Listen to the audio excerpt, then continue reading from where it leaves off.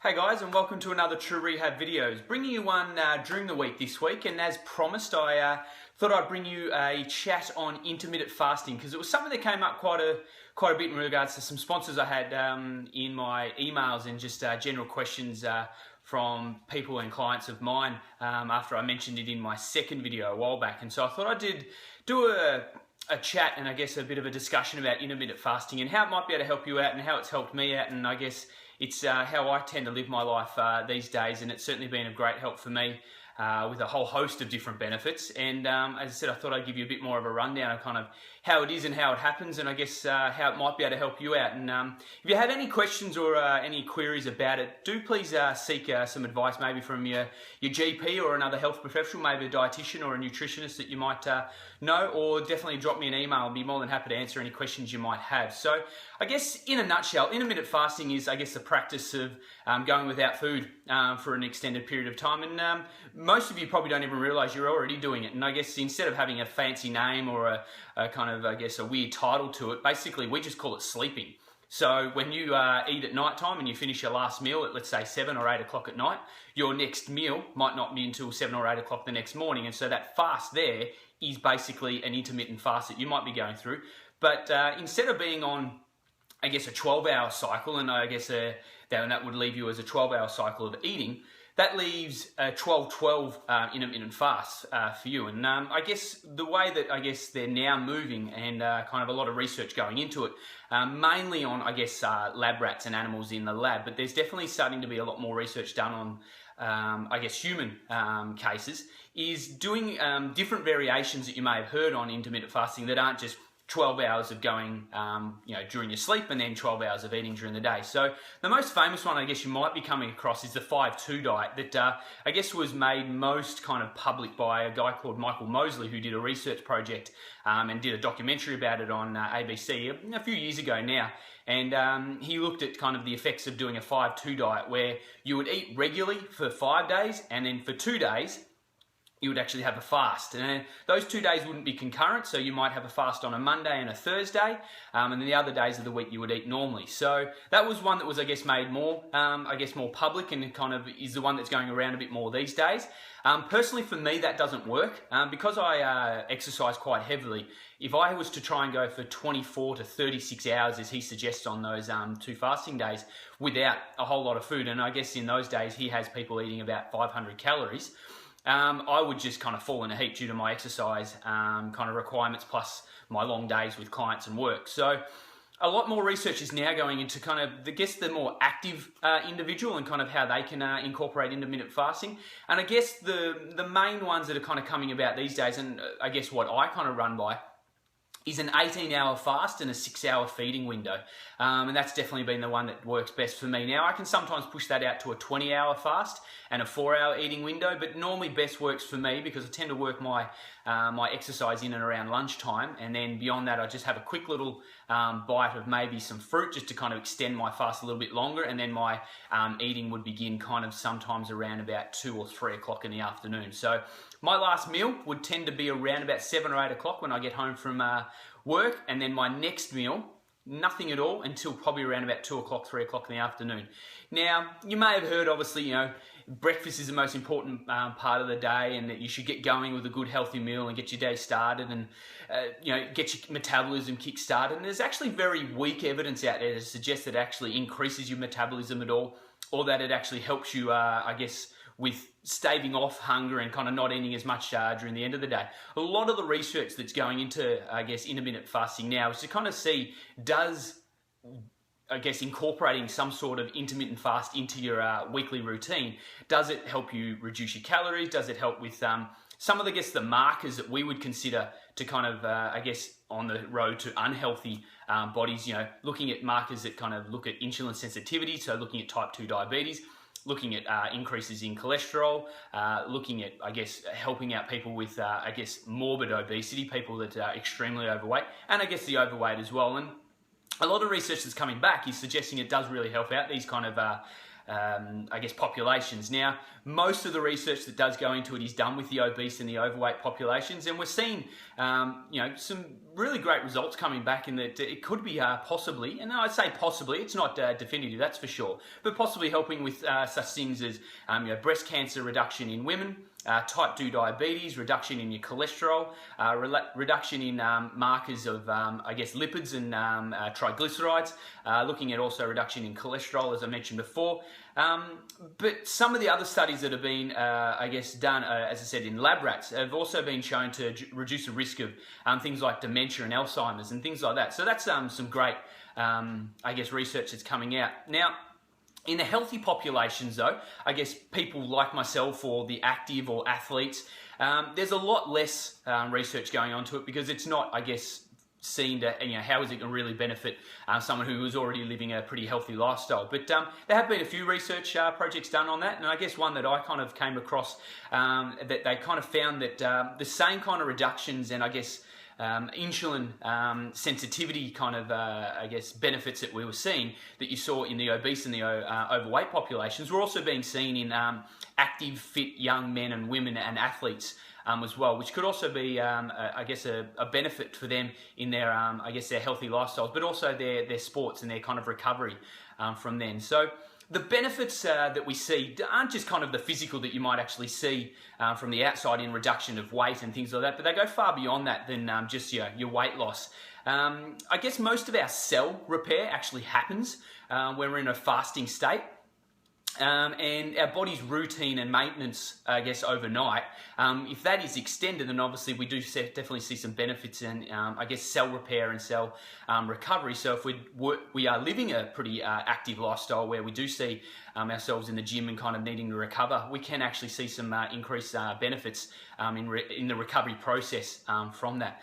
And I guess one of the main things that they're also seeing is, the increase in hormones such as human growth hormone. Now, this has a bit of a bad connotation to it, with regards to a lot of athletes and that starting to take some of these synthetic versions of this, but our body itself is naturally producing these kind of hormones, and the human growth hormone has been related to helping out with slowing the aging process and looking at kind of the DNA replication in ourselves and kind of helping improve that DNA replication rather than seeing that kind of damage in that DNA as we kind of age, and which causes our cell damage and causes what we see on our outside body is aging, and also might be looking at increasing bone density, increases in muscle mass, and a reduction in body fat. So there's some great benefits that we can see in both populations. I was mentioning the active and the overweight and obese population. So there's definitely some research that suggests that it is a beneficial process to go through. As I said, my kind of routine that I said, I would normally finish up at 8 o'clock at night, and then my next meal isn't until about 2 or 3 o'clock in the afternoon, and that's usually post-workout. And I guess how I've felt overall is that I've definitely felt an increase in my energy levels, despite what you might think that, if you're not eating in the mornings, you might just be kind of down on energy and feeling quite lackluster and not being able to get to move.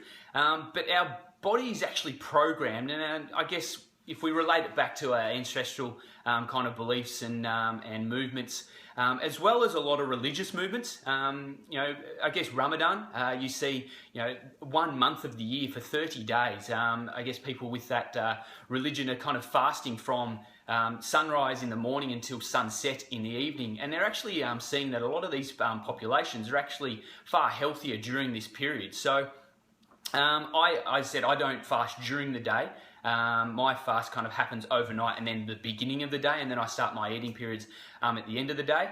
That's, my current pattern. It works best with me. Now, those fasting periods can be any time. If you're an active person, a fast of around about 18 to 20 hours has been shown just as beneficial as the 5-2 diet for someone who is underactive and overweight and obese, because that particular 5-2 diet was geared around people who are obese or overweight, and they were looking at the fast between 24 and 36 hours, and that's where they were starting to see some of those benefits that I mentioned before with regards to cell recovery and growth hormone increases, and then all of those other ones with regards to cholesterol, weight reduction, fat reduction, and all of those ones, as I said, that I mentioned before.